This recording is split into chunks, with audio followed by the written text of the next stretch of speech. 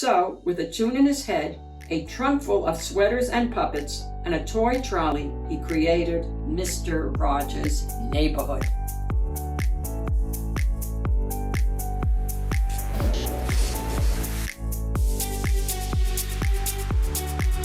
Hi everyone, welcome to the Reading Den with Shen, and I am Shen. Today I'm going to read a marvelous biography with you and your family called Mr. Rogers' Gift of Music by Donna Cangelosi and illustrated by Amanda Kalatsis. And I'd like to give a special shout out today to Ali from Pakistan. Wow! It's a beautiful day in the neighborhood. Fred Rogers looked directly into the television camera. He smiled and sang as if every child in America was in the room with him. Miles away, north and south, east and west of his Pittsburgh studio, thousands of children throughout the United States tuned in to Mr. Rogers' Neighborhood. Each child felt like Mr. Rogers was singing just to them. They sang along like a neighborhood choir, together even though they were miles apart.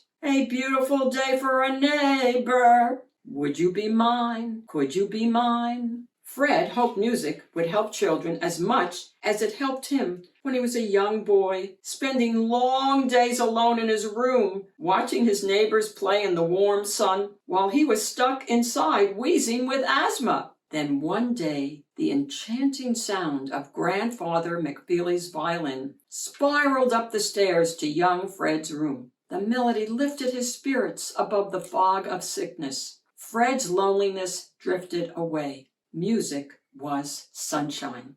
By the time Fred was 5, he found his own way to make sunshine. His fingers danced across the keys of a piano, and swirls of sounds filled his days. Before long, Fred could hear a tune on the radio and play it without a single flaw. But sometimes loud chuckles and name-calling from other kids drowned the jingles. A storm of dark feelings rumbled inside Fred's heart, trying to find a way out. Young Fred tapped the keys and learned to play the sounds of his feelings. Soft sinking sobs, loud rippling roars, and trickles of teardrops flowed through his fingertips. Making music pushed Fred's gloomy feelings out and let fresh air in. Through the years, Fred's piano became a friend he could always turn to.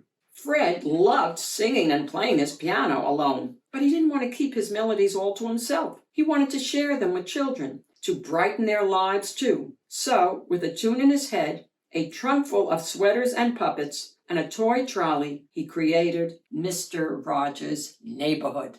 Through the power of television, he shared hundreds of songs he wrote as gifts for kids. Sometimes the children sang to inspire him to write new songs too. One day, Fred received a letter from a child. What do you do with the mad that you feel when you're so mad you could bite? Fred knew angry, sad, and scared emotions are part of growing up. He didn't want children to ignore or hold them in. Whenever he felt angry or upset, Fred sat at the piano and made it boom. So he raced to his piano and wrote a song. What do you do with the mad that you feel when you feel so mad you could bite?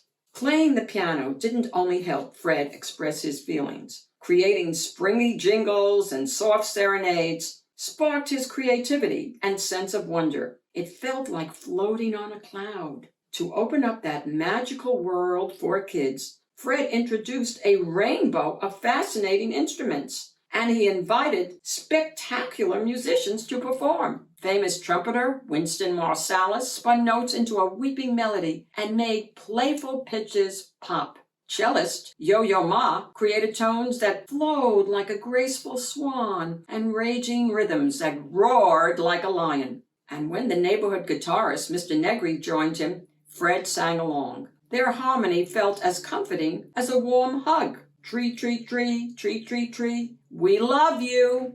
But Fred's greatest gift to children were the lyrics of his songs. Knowing the feelings of being an outsider, Fred made everyone feel special. Sick kids, lonely kids, kids who didn't fit in. Everyone You are my friend. You are special. You are my friend. You're special to me.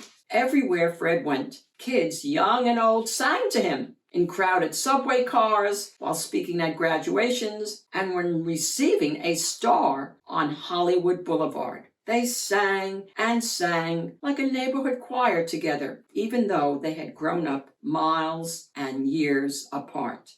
It's a beautiful day in this neighborhood. Music was sunshine, and Fred spread enough not only for an entire neighborhood, but for an entire country for generations. A beautiful day for a neighbor. Would you be mine? Could you be mine? 33 years after starting Mr. Rogers' Neighborhood, Fred entered his studio for the last time. He looked directly into the camera and smiled. And because Fred liked to say things with music, he gave his television neighbors a final gift. It's such a good feeling to know you're alive. It's such a happy feeling you're growing inside. The end.